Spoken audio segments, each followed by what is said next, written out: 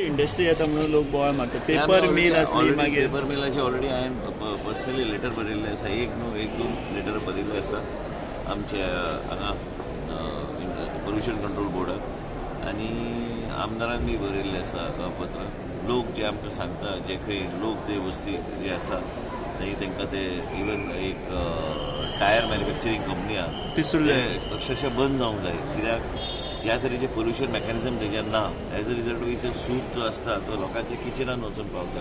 पूण ह्यो सगळ्यो गोष्टी ह्या मिडियान न सांगता ते आमी आमच्या लेवलाचेर आमचे प्रयत्न चालू आसा रिस्पेक्टीव एजन्सी कडेन उलोवन.